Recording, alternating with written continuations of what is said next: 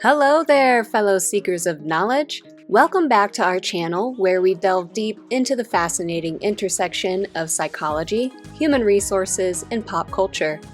Today, we're deconstructing a topic that affects us all: choices. Just a few decades ago, life was simpler, decisions were easier, but now the options are overwhelming. Join me as we explore how the paradox of choice impacts our lives and uncover strategies to navigate this modern challenge. But before we dive in, make sure to hit that like button, subscribe, and ring the notification bell so you won't miss any of our enlightening content. Let's get started. Ever wonder why it feels like we're juggling a gazillion choices at once? It's like trying to decide between binge watching your favorite show and going out for a run. I mean, why not both, right? 50 or 100 years ago, the choices were narrow. You had to complete general education with only a handful of options. But now, colleges offer a plethora of courses, giving students more freedom than ever before. And let's not forget about health insurance. The array of plans can leave us scratching our heads, wondering which one truly fits our needs. And as always, there's a catch. The more options we have, the harder it becomes to make a good decision. And trust me, as an avid Seinfeld fan, I know how tough decisions can be. Like whether to go for the soup or the sandwich or the big salad at Monk's Cafe. As the existentialist Albert Camus put it, should I kill myself or have a cup of coffee? In our everyday lives, choices await us at every corner. Decisions. It's like choosing between two doors, and you're just not sure if you're going to find a unicorn or Newman behind either one. Newman. Sure, some choices are automatic, like putting on underwear or brushing our teeth, but the most complex decisions, like ones about finance, healthcare, and education, require research and effort. Unfortunately, with all of the choices available, some of us can feel quite overwhelmed and feeling like we lack the skills to make wise choices, which is quite a dilemma. But fear not. Don't let hope fade away faster than Kramer sliding into Jerry's apartment. Knowing what we want essentially means being able to anticipate how one choice or another will make us feel. Our choices are often influenced by our memories, which can be biased. Just think about that vacation where the memory of that fight with your partner overshadows the beautiful sights you saw. However, our predictions about how a choice will make us feel are rarely accurate. Now, let's roll on back to college and take a look at some students facing a snack dilemma. I remember this well. I'm not even in college anymore and I still face this issue every single day. Choosing snacks for the week, literally the hardest, well, maybe not the hardest thing, but it is very hard. Those who choose for multiple weeks often end up less happy with their choices. So, the more choices we have, the more we're likely to make mistakes, unless we're Elaine and the choice is between dancing or not.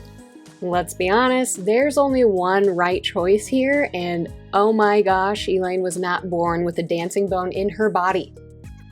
Again, referencing Seinfeld, you may not know anybody named Elaine. I don't even know anybody named Elaine. I digress. The more options we have, the less satisfaction we get from our decisions. Consider this. When you choose one thing, you're inevitably giving up another. It's called the opportunity cost. And guess what? Opportunity costs can reduce our overall satisfaction in the choices we make. Imagine choosing between vacationing in Paris, France, or Paris, Texas. The food choices alone are hugely different, and whichever one you choose, you're missing out on something the other option offers. It's like being George at a buffet where you can't try everything. You can only choose one plate. And you know what? That other plate will probably seem even tastier once you've committed to your choice. The more alternatives there are, the greater our experience of the opportunity costs. In other words, the more choices, the less attractive the chosen option seems. Have you noticed how the excitement of a new gadget fades over time? That's adaptation. We get used to things and they don't bring us as much joy as we initially thought. We adapt to even the best and worst of fortunes. Surprisingly, whether you win the lottery or face unfortunate accidents, your happiness levels adapt back to your baseline. And here's the kicker. Even though we have more choices, we're not necessarily happier. In a twist of fate, as we gain more freedom and prosperity, our happiness levels decline. What gives? Well, my friends, it's the burden of choice. With endless choices, we're quick to blame ourselves when things don't go as planned. This self-blame can lead to depression, affecting our well-being. So what's the solution to finding happiness in a world of choices? How can we be as happy as Kramer making shower salads? Why am I asking myself rhetorical questions and forcing myself to make a choice? Oh my gosh, these decisions, I'm confused. No, I can't do it. Too much confusion. Back to the video.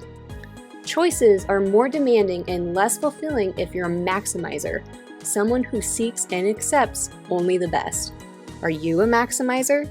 Do you strive for perfection in every choice? If so, you might be setting yourself up for dissatisfaction.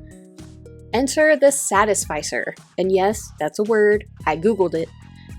Now, a satisficer is someone who's content with good enough.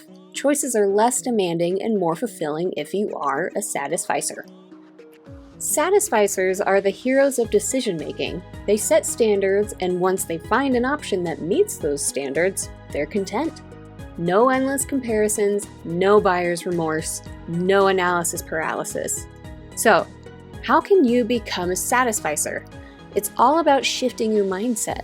Instead of aiming for perfection, you settle for good enough. It's like ordering a pizza. Sure, you could customize every topping, but sometimes just plain old cheese does the trick. Let's talk about the impact of choices on our social connections.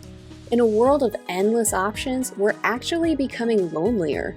The more freedom we have, the less time we spend with the people around us. But there is a remedy. Embrace constraints. Our social relations and psychological well-being improve if we embrace certain voluntary constraints on our freedom. By working on restricting our options, we would be able to choose less and feel better. Creating rules for yourself can be liberating. It's all about finding a balance between choice and constraint. So, there you have it, fellow adventurers in the land of choices. Remember, the paradox of choice isn't about limiting your freedom, it's about enhancing your well-being. Embrace the satisficer in you. Cultivate meaningful social connections and find the sweet spot between freedom and constraint. So, why stress over finding the best when good enough can make you just as happy? Like when Jerry and his pals would hang out at the diner, sometimes the simple choices were the most satisfying. I'll take a tuna on rye. If you're intrigued by these insights, be sure to check out the book The Paradox of Choice by Barry Schwartz. It's a deep dive into the world of decisions and their impact on our lives. Before we wrap up, I want to give a huge shout out to our subscribers. Thank you guys so much. And as always, if you enjoyed this video and learned something new, don't forget to give it a big thumbs up and share it with your friends. Not a little thumbs up, a big thumbs up, okay? Thanks for joining me on this exploration of choices and their effects. Remember, life is a journey and the choices we make shape our path. Until next time, keep laughing, stay curious, and never stop exploring the quirky corners of our human experience. This is the Psych HR Geek signing off.